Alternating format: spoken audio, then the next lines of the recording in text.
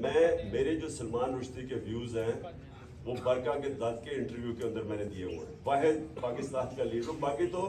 باقی تو ہمارے لیڈرز اس کے خلاف بات نہیں کرتے تھے کیونکہ مغرب میں اس کی بڑی سپورٹ تھی. تو میرے بڑے کلیئر ویوز ہیں اس سے. اور اس انٹرویو میں بھی میں نے کہا کہ اس نے 1.5 ارب مسلمانوں کی اس نے توہین کی. میں نے بڑا واضح ہے. اور میں پھر سے آپ کو ریپیٹ کرتا ہوں کہ یہ جو میں جو بات کر رہا تھا وہ اسپیسیفکلی کر رہا تھا کہ جو طریقہ کار ہے. اور میں پھر سے آپ کو کہتا ہوں کہ اگر آپ یہ اس کو الاؤ کر دیں گے, اجازت دے دیں گے, جو سری لنکا کے اندر انہوں نے اس کو فیصلہ کیا کہ یہی اس نے کیا ہے توہین اور ساروں نے پکڑے چلا دیا اس کو.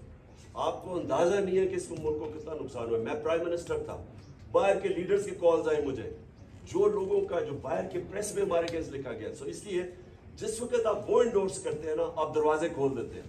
کہیں بھی جا کے کوئی فیصلہ کرے جی فلاں نے توہین کیا اس کو مار دیں. اس کے میں صرف پروسیجر کے پوائنٹ تھا. سلمان رشدی میرے خیال میں بہت بڑا فتنہ تھا. میرے بڑے اس کے اوپر کلیئر ویوز ہیں. میں اس کو کہا کہ میں کبھی کسی فورم کے قریب ہم نہیں جانا چاہتے جدھر یہ فتنہ, جس کو پتا تھا کہ مسلمانوں کو ہوتے ہوئے اس سے تکلیف پہنچائی.